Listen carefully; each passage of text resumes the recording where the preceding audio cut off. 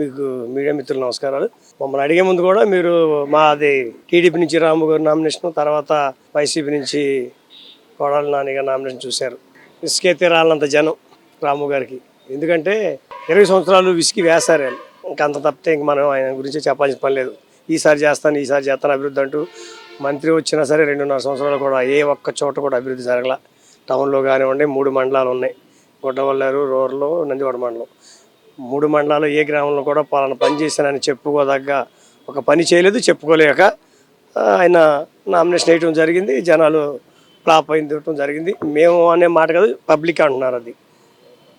అయితే ఒక పక్క కొడాలి నాని గారు గుడివాడలో చంద్రబాబు కానీ బాలకృష్ణ కానీ ఎవరు పోటీ చేసినా సరే నా మీద ఎవరికి గెలిచే అంత దమ్ము సత్తా లేదు అంటున్నారు.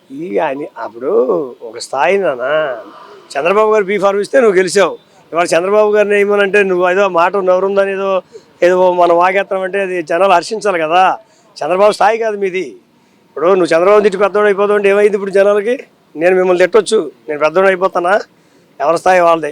నీ స్థాయికి చంద్రబాబు గారు, లోకేష్, బాలకృష్ణ వాళ్ళు అక్కర్లేదు. రాము గారు ఉన్నాడు, ఆయన తీసుకొచ్చాడు అంటే రాము గారిని నీకు సరిపడా నాయకుడికి తీసుకొచ్చింది, ఆయనతో చూసుకో, సరిపోద్ది నీ రాజకీయం ఏమ్మా. అయితే నిన్న జరిగిన కొడాలి నాని గారి నామినేషన్లో జూనియర్ ఎన్టీఆర్ గారి ఫోటోలు కానీ సీనియర్ ఎన్టీఆర్ గారి ఫోటోలు కానీ అటు ఇటు వేసి మధ్యలో కొడాలి నాని గారిది, జగన్ గారిది ఫోటోలు పెట్టారు. ఆ ఇంపాక్ట్ ఏమైనా పడుతుంది? ఏం పడదు. ఆయన ఏదో జిమ్మికి చేద్దాం అనుకుంటున్నాడు.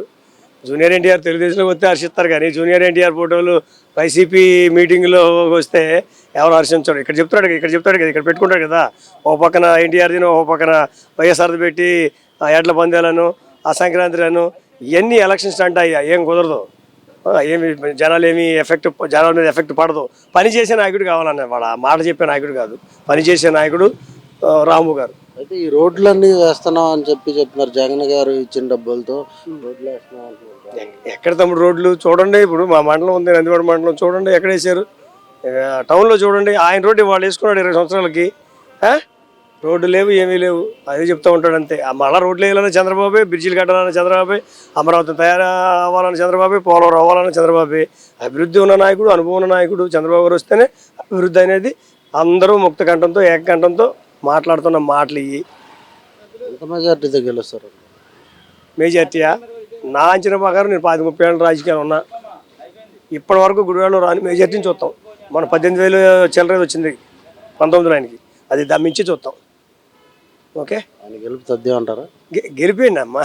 గెలుపు ఆల్రెడీ నామినేషన్ రోజులను నా రాము గారు ఇక్కడికి వచ్చినప్పుడే గెలుపు తథ్యం. మెజార్టీ నేను చెప్పాను, గెలుపు కాదు. ఓకేనా?